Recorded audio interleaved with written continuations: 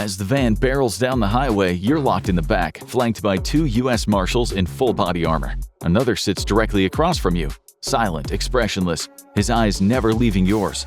The walls are padded and the windows are blacked out. It's just you, these 3 men, and a bunch of Glock 22s.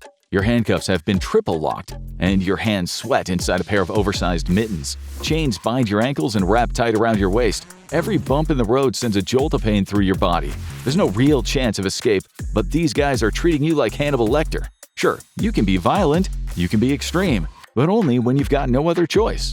There was never even a warning that you were going to be transferred. At about 4 a.m., correctional officers burst into your special housing unit or SHU cell and strip searched you. They handed you off to the marshals, who haven't said a word beyond barking at you to keep quiet. The fact that you're in a van and not on what they call Con Air tells you one thing: you're not going far. Around 6 hours later, the van comes to a halt. You can hear the faint crackle of radios and a series of gates opening as the heavy electronic doors grind open and sunlight pours into the van. You squint against the blinding light and you can make out 4 officers waiting on the tarmac, 3 of them armed with AR-15s and another with a shotgun, and they're all in full body armor. You have never seen security this tight. One officer grabs you and leads you like a dog out of the van. All around you and far into the distance is desert, a vast expanse of dust against a backdrop of mountains. There are floodlights standing high above the walls and razor wire fences glistening in the sunshine. You can see 5 or 6 circular guard towers where men are standing with rifles, and they're watching your every move. The lead officer shoves you toward an entrance tunnel covered with sensors and motion cameras. Inside the building, there are more and more armed officers as you walk through metal detectors. This is nothing like the intake routine of regular prisons. It is deathly quiet and immaculately clean. The people working here are all focused on one thing: you. It feels closer to medical quarantine than prison. It is sterile and dehumanizing, like you're a walking contagion. A door opens into a bare room where there's a counter with a man standing behind it. The armed officers push you toward the wall, and the man behind the counter tells you that you will now be strip searched. This used to feel humiliating, but the fact is, after almost 2 years of incarceration, you know the procedure. So you take off your jogging bottoms, your t-shirt, and your underwear, and you're ordered to turn around. You start to move, but just before your eyes leave the man, you catch a glimpse of him slipping on a pair of rubber gloves. This is what you might call a rude awakening. You didn't think cavity searches were even legal anymore for prison inductions. The officer tells you that it's standard procedure here for certain prisoners, and failure to comply may result in disciplinary action. You have the right to make a complaint to the Bureau of Prisons, but given your history of extreme violence, the prison deems a body cavity search is a reasonable precaution under State Department of Corrections policies. When the search is over, the officer runs his hands through your hair and shines a torch in your ears and mouth, checking the space around your teeth. When it's over, they throw you your new prison clothes, an orange jumpsuit with a Velcro opening on the chest, and a small one for when you want to pee. Your shoes are wafer thin, like they're made out of cotton, but with rubber soles. You are immediately sent to another room where there's a bed. A male doctor takes your pulse and checks your blood pressure, asking you about previous illnesses or chronic conditions. He wants to know if you take medications or have taken them recently. No, you say, thinking about that study that you read that said 38 to 42% of inmates in U.S. jails and prisons were taking medications for chronic conditions when they arrived there. Almost 30% of them for psychiatric stuff, mostly depression. 2 in 5 U.S. inmates have a mental illness, twice the rate as on the outside. You also remember reading that about 50% didn't get the meds in prison that they were taking when they were free. Maybe that's one of the reasons why you had so many fights in your last place. Half of those inmates were probably mentally unstable. Maybe you are. Then comes the mental health evaluation. Truth be told, since you got arrested, you have gone from mentally stable to mentally wobbly. But no, you tell the smartly dressed female psychologist sitting across from you, you wouldn't consider yourself depressed or anxious, and no, you've never experienced psychosis. But if there is one thing you hate, it's isolation. The SHU drove you crazy in the other place, but you decide not to tell her that because the fact is, it wouldn't matter. You once saw a 2011 study that mentioned 30% of all U.S. inmates will engage in self-injurious behavior at least once while they're locked up, including 50% of women. In a more specific New York study, consisting of over 240,000 jail inmates, only 7.3% of the men went to solitary confinement, but they made up 53.3% of acts of self-harm and 45% of cases of taking self-harm to the next level. The conclusion? Men in solitary were 7 times more likely to hurt themselves than other prisoners. The evidence is clear that isolation often causes serious psychological distress, and you are about to experience the most isolated conditions in U.S. prison existence. The purpose of supermaximum security is not to fix, but to break. This isn't rehabilitation. This is carefully structured degradation. When all the prodding and the questioning is over, it's time for the orientation. With your handcuffs and your shackles still clinging to your body, the same 4 armed officers escort you down a bright white hall to a door with a finger and an eye scanner. It all feels so unnecessary, this level of security. But then you remember the story of an inmate in a Supermax attacking 3 officers in 2016, leaving them all with life-threatening injuries. Attacks are rare, but they can certainly happen. In the office, a man with a shirt and a tie introduces himself as the orientation officer. He explains that there are various wings in the prison, some more high security than others. He's letting you know that there are circles of hell, and whatever you might think is bad can get worse. He says that you'll be going to the general population, which is essentially a high-tech SHU. You won't interact with any other prisoners on the unit floor, and you're not supposed to engage in chit-chat with the officers. If you have a complaint or a question, you can request to speak, but other than that, there will be disciplinary action if you open your mouth when told not to. You will eat in the cell 3 times a day, collecting the food through a hole in the door. You'll shower in the same room, the water being turned on once in the morning each day. You must use it or there will be disciplinary action for neglecting personal hygiene. Dirt will not be tolerated in any form whatsoever. Still, you have heard that in some maximum security facilities, the showers are outside of the cells, and because of the effort it takes to move the inmates around, they only get 2 or 3 showers a week. You guess that you have a better deal than those guys. Visits are not often available, and you must request them a month in advance. They can be taken away without warning at any time.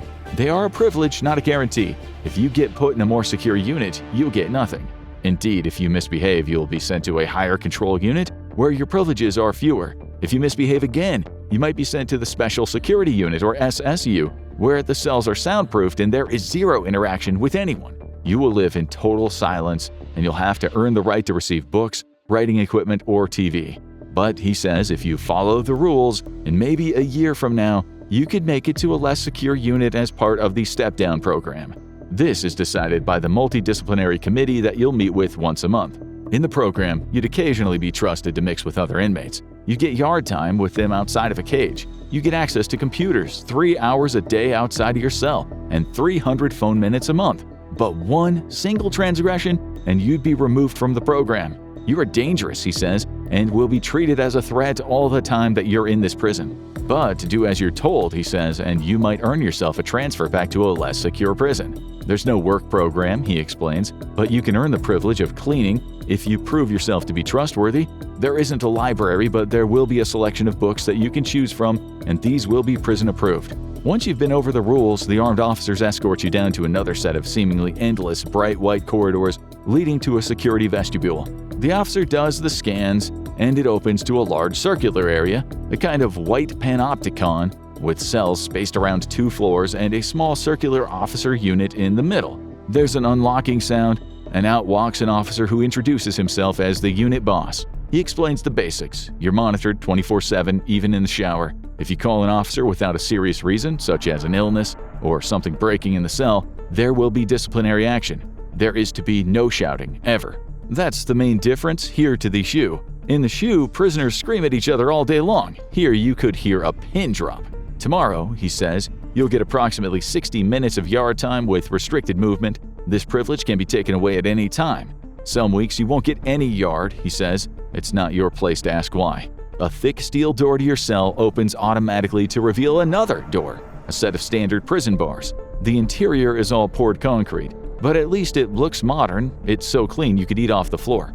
There's a TV monitor built into the wall behind the bars, a concrete bed opposite a concrete shelf, and a concrete table. There isn't a window, but a small slit in the far wall covered with what looks like very thick translucent glass. You can't see anything through it, but at least it shows you that there is light in the world outside. The cell is about 7 feet by 12 feet, bigger than the cell you had before. There isn't a bathroom, but a hole in the ceiling for the shower. There isn't even a faucet. That too is just a hole.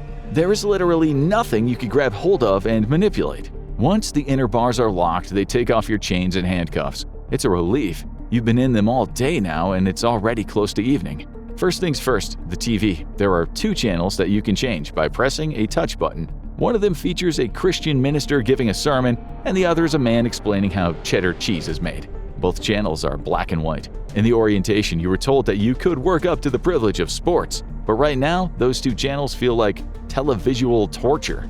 After an hour or so, some food comes through a trap door on a rubber plate. It looks like a block of hardened vomit containing what might be bits of processed meat with peas and carrots mixed into a sludge. You guess this is what they call Nutriloaf. Tastes as disgusting as it looks, like food you'd give to your dog if you hated it. You only eat half of it, even though you're starving, and then you sit back on the bed as the slit of the window reveals daytime outside must be turning to night. You've really only had one thought for the last few hours: how do people get through this? You remember reading that on any given day, about 122,000 inmates in the US are in solitary, in prison or jail, and about a third are doing over 15 days. At least 6,000 will spend a year or more in isolation. You recall what those academics said, that the men who spent months or even years in isolation, some as much as 5 to 20 years, usually developed severe anxiety, depression, and often paranoia. Some went psychotic, hallucinating cellies that they could talk to. There was a lawsuit launched by prisoners in 2012 against an infamous Supermax prison. It said some of the inmates screamed and wailed all night for days or weeks on end, finding anything they could to hurt themselves. They would search high and low for something sharp.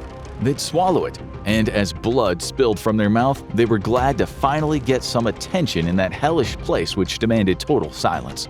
People die when they starve themselves of food, but if you starve the brain of human interaction, it destroys sanity. Brain scans have even shown how sensory deprivation can kill neurons, affecting your ability to think and remember. As all this goes through your mind, you hear a sound come through the toilet bowl. Someone shouting through the pipes. You know from your shoe days, this is what they call the booty scoot. You're aware that you could scoop out the water and use a toilet roll to shout back and listen, but you're too depressed to bother. The lights dim and you drift off to sleep. The lights in the cell come on automatically at 5 a.m. Since your cell door closed yesterday, you haven't heard a sound from the outside. Not a voice, not a bell, or a bang. The silence is frightening, madness-inducing, and on the TV it's either more sermons or a woman explaining how her company makes artisanal soaps from locally sourced goat milk. The flap of the trapdoor opens and in comes breakfast in another rubber tray. It's better than the fare from your last place. 2 eggs, actual real bacon, porridge, toast, margarine, jam, 2 bananas, and some coffee. After breakfast, you walk from one end of the cell to the other about 100 times, stopping to watch 2 hours of sermons and learn about all the great things you could do with recycled corn husks. There's more shouting through the toilet bowl, but you can't bring yourself to speak. Who is that guy? He is certainly persistent. And finally, it is recreation time, but first another strip search, followed by the cuffs and leg chains. 3 armed officers take you down a corridor into a covered yard. You look up and you see the roof, thinking it's almost sadistic to deny prisoners sunlight when they could easily give it to them.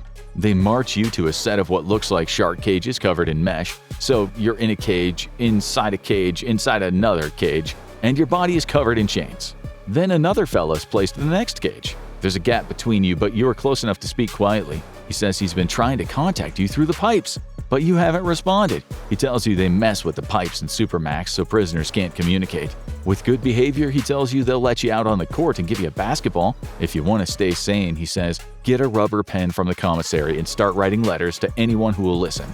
This guy has been here for 2 years already. He said he was kicked off of the step-down program for trying to help another prisoner who was going insane. The conversation ends the second the guard spots you. Before you can react, 2 more guards are already moving in. You feel a firm hand on your shoulder dragging you back. You don't resist, there's no point. It would only mean more trouble. The guards haul you away without another word. The guy that you were talking to doesn't even look back. You're dragged across the yard, under the watchful eyes of the sharpshooters in the towers. You're pushed through the door, leading back into the block. One of the guards mutters something under his breath, but you can't make it out. You're too busy thinking about what's about to happen. The guards open your cell door, shove you inside, and slam it behind you. You turn around, rubbing your shoulder, and look toward the TV. It's gone. You just lost your one perk. The hours drag. You've got nothing but your thoughts racing through your mind. No books, no television, no distractions, just silence. You think about that conversation in the yard and how fast it all went wrong. And it's only been 1 day. What do you think would be the hardest part of your first 24 hours in Supermax prison? Drop your thoughts in the comments below. Now go watch what happens in the first 24 hours in prison, or click on this video instead.